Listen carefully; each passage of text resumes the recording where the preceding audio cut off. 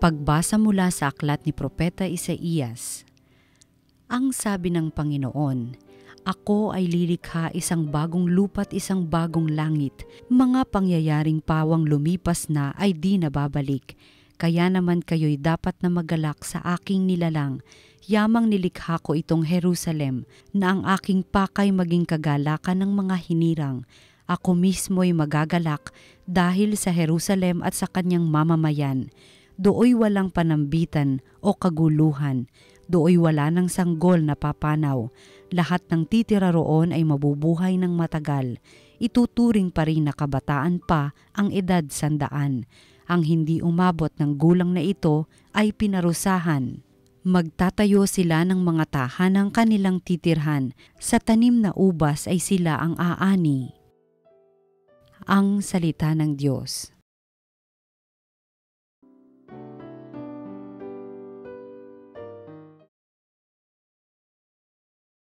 Poong sa akin nagligtas, ang dangal mo'y aking galak. O Panginoon ko, sa iyong ginawa, kita'y pinupurit, ako'y iniligtas. Kaya kaaway ay di na nakuhang matuwa't magalak. Mula sa libingang daigdig ng patay, hinango mo ako at muling binuhay. Ako nakasama nilang napabaon sa kailaliman. Poong sa akin nagligtas, ang dangal mo'y aking galak. Purihin ang poon, siya ay awitan ng lahat ng tapat na mga hinirang. Iyong gunitain ang mga ginawa ng Diyos na banal. Ang kanyang ginawa ay alalahanin at pasalamatan. Hindi nagtatagal yaong kanyang galit at ang kabutihan niya'y walang wakas. Ang abang may hapis at tigmak sa luha, sa buong magdamag, sa bukang liwayway ay wala ng lungkot, kapalit ay galak. Poong sa akin nagligtas, ang dangal mo'y aking galak. Kaya't ako'y dinggin, ikaw ay mahabag sa akin, o poon, ako ay pakinggan. Mahabag ka poon, ako ay dinggin mo at iyong tulungan. Nadama ko'y galak ng iyong hubarin ang aking panluksa. Sa pasasalamat sa iyo, o poon, ay di magsasawa. Poong sa akin nagligtas, ang dangal mo'y aking galak. Ang mabuting balita ng Panginoon ayon kay San Juan. Noong panahong iyon, umalis si Jesus sa Samaria at nagtungo sa Galilea, sapagkat si Jesus na rin ang nagsabing ang isang propeta'y hindi iginagalang sa kanyang sariling bayan. Pagdating niya sa Galilea ay mabuti ang pagtanggap sa kanya ng mga taga roon, sapagkat nasa Jerusalem din sila noong pista ng Paskwa, at nakita nila ang lahat ng kanyang ginawa roon. Nagpunta uli si Jesus sa Cana, Galilea. Doon niya ginawang alak ang tubig. Doon naman sa Capernaum ay may isang mataas na pinuno ng pamahalaan at may sakit ang kanyang anak na lalaki.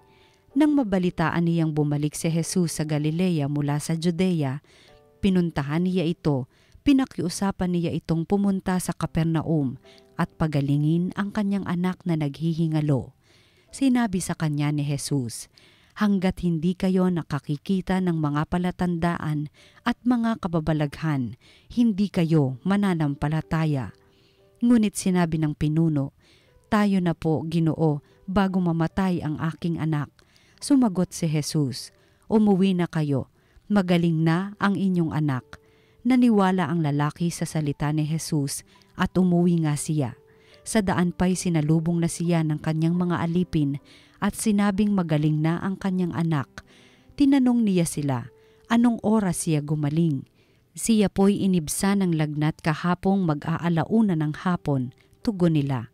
Naalaala ng ama na noong oras na iyon sinabi sa kanya ni Jesus, "Magaling na ang iyong anak." Kaya't siya at ang kanyang buong sambahayan ay sumampalataya kay Jesus.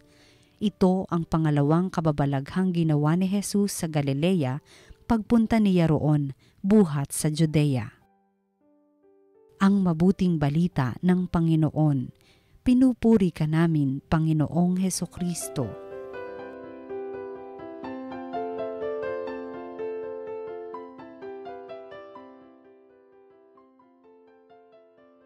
Isang mabiyayang araw po sa inyong lahat. Siguro isang realidad ng buhay ay lahat ng bagay naluluma, no?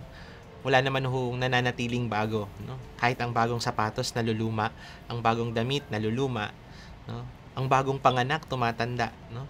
Hindi naman ho natin pwedeng sabihin na habang buhay bago ang isang bagay. No, lahat ng bagay na uubos, lahat ng bagay parang naluluma, lahat ng bagay humihina. No, kahit tayo, yung sarili nating katawan, yung sarili nating pagkatao, darating at darating ang panahon na tayo tatanda, tayo manghihina, tayo kumbagay maluluma. Pero hindi lang basta kakaibang pagkaluma yung ating tinitingnan, no? Maaaring naluluma yung ating kalagayan, naluluma yung ating sitwasyon, naluluma yung ating mga bagay, yung ating mga gamit, yung ating mga kagamitan. Pero may isang bago na ibinibigay sa atin si Jesus. Isang bagay na laging bago na ibinibigay sa atin ng Panginoon. At ano iyon, no? Yung bagong buhay na pinagtagumpayan ng ating Panginoon, no? Dahil ito naman yung pinaghahandaan natin ngayong panahon ng Kwaresma, no? Ngayon, panahon ng Kwaresma, tinitingnan natin o inahanda din natin yung ating sarili sa pagsasariwa ng ating mga pangakong binyag. Dahil nung sandali na tayo binyagan, nakamit na natin yung bagong buhay na ibinigay sa atin ni Jesus. Pero yung bagong buhay na yon, hindi naluluma yon. Yun lamang yung bago na mananatiling bago dahil wala namang ipinagkakalob sa atin ng Panginoon na naluluma. Sino lang nagkakaroon ng problema? Tayo. Naluluma din tayo dahil sa ating kasalanan. Naluluma tayo dahil sa ating mga pagkakamali. Naluluma tayo dahil sa ating katigasan ng ating mga puso, katigasan ng ating mga ulo. At dahil sa ganon, para bang hindi nagiging pantay o hindi tayo nagiging karapat-dapat na makamit o matanggap yung regalo na iyon ng ating Panginoon. At yun yung pinapaalaala din sa atin ng ating unang pagbasa, no? Lilikha ang Panginoon ng isang bagong langit at isang bagong lupa, no? Pero alalahanin din natin, kasama tayo doon.